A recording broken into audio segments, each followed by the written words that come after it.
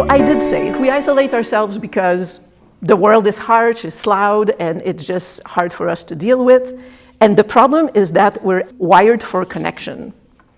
And for highly sensitive people, highly sensitive women, it can be very painful, this isolation. Even if we're married or have family, there's a level of isolation that we feel. And it can be very painful because what I think many of us feel, like I said in my book, is that we feel that we're here for a reason, that there's a purpose to us and how we were created. And when we isolate ourselves, it's necessary, it's a response to something that we feel, but we also feel this unease and anxiety of knowing, but I'm missing something. I'm missing something about my life that I'm supposed to do. So, the negative picture, the hardship of the highly sensitive woman being said, what do we do with it? Why is it that we're here and that we were created this way? Well, first, when you think about it, nature doesn't create anything by mistake. So how could it be that what is true to ourselves could actually be a mistake? It's not possible. And we can't allow our trauma and our struggles, our suppression, or whatever it is that we do, to get in the way of our purpose.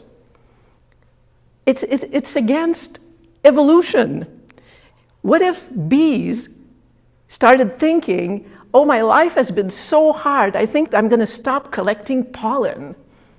What if trees were thinking, whew, like, what a crappy environment I'm in. I think I'm going to stop transforming CO2 into oxygen.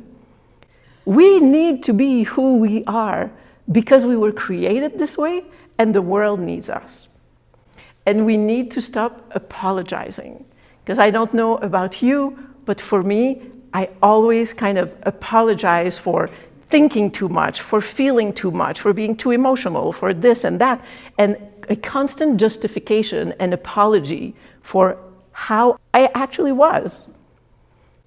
Something else that we have to come to understand, our suffering that we've had from, the suffering has a purpose too.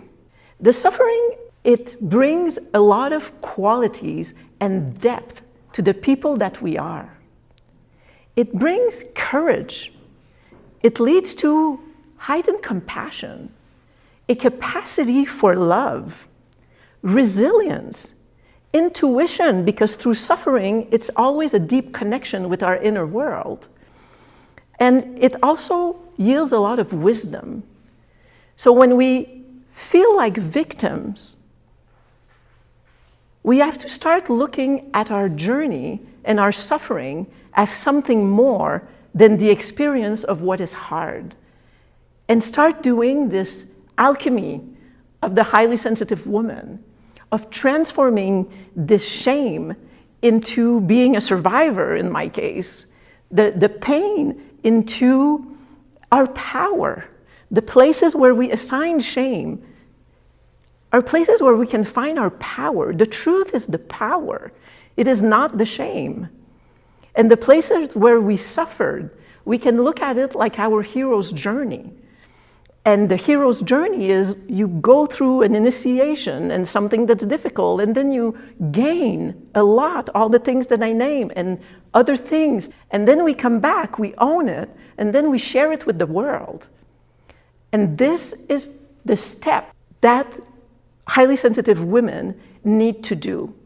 And this is how we rise, and this is why our rise and liberation is necessary, because right now, those qualities that are ours of empathy and compassion and strength and wisdom and all these things, the world needs it.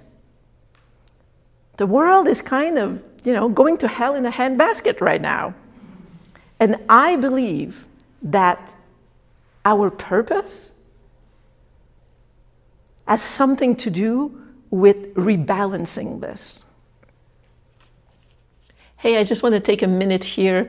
I need your help. There is something weird going on right now with small channels, small creators, and the algorithm. A lot of people are saying, what's happening with my views? And I can attest that it's happening for my channel too.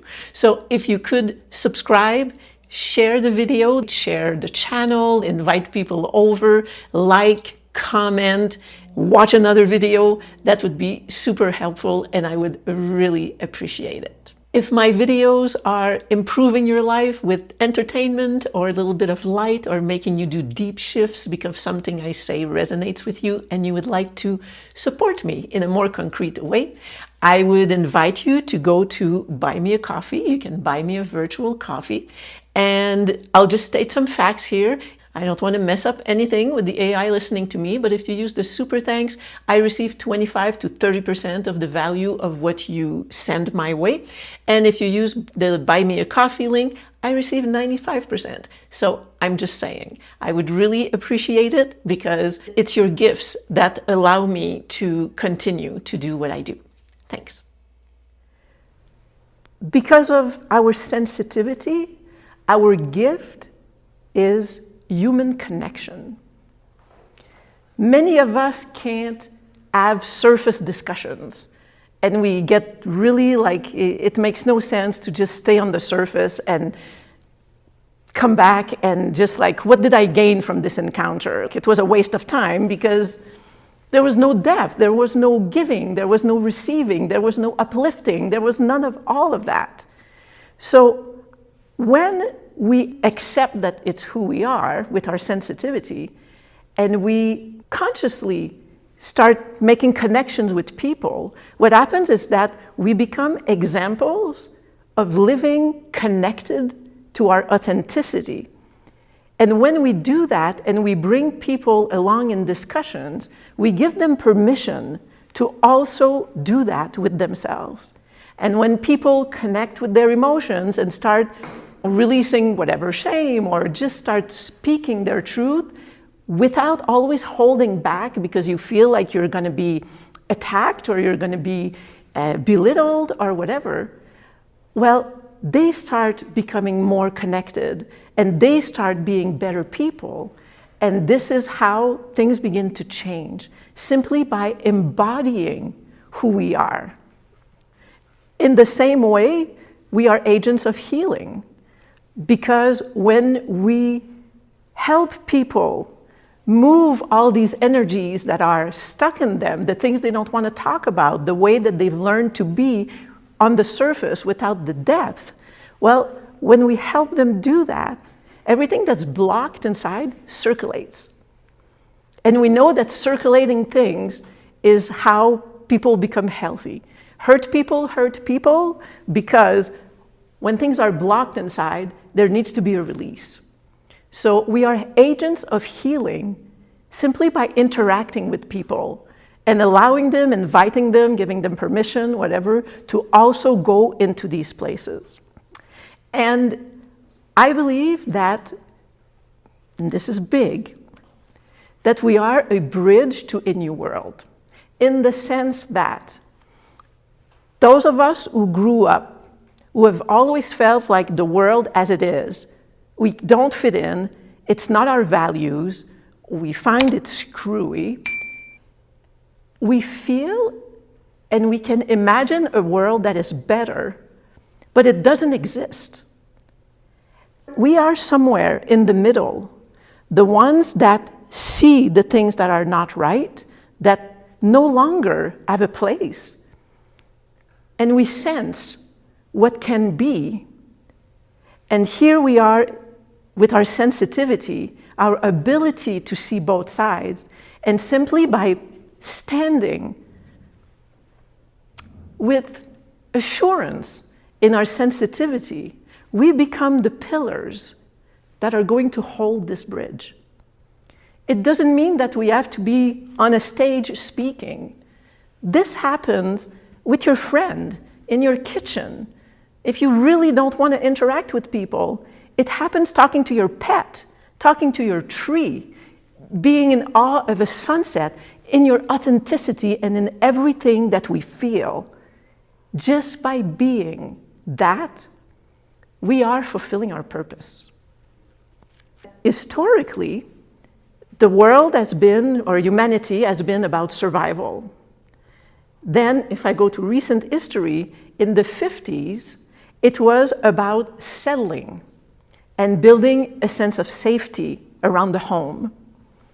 Then it became acquiring things to establish a level of comfort in our lives. Then life became about productivity. And then there was this electronic revolution.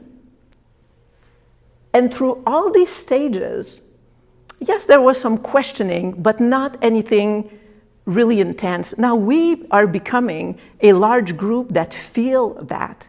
And this disconnectedness, it doesn't jive anymore. We can't tolerate. We know that we're here for something different. And now the next stage is the human transformation. And that's where we come in. We are the advanced team. It doesn't make it easy because it's like we are out and we are bushwhacking. We are cutting the trails and we're getting scratched and bloodied and bruised, but we're making headway. Even if sometimes it doesn't feel like it, we are, again, just by being who we are, by accepting and embracing and having some wonder and gratitude for how much we feel, even though it doesn't make life easy. I can attest to that. So, at the beginning, I mentioned a little bit that some of us feel this wildness inside of us.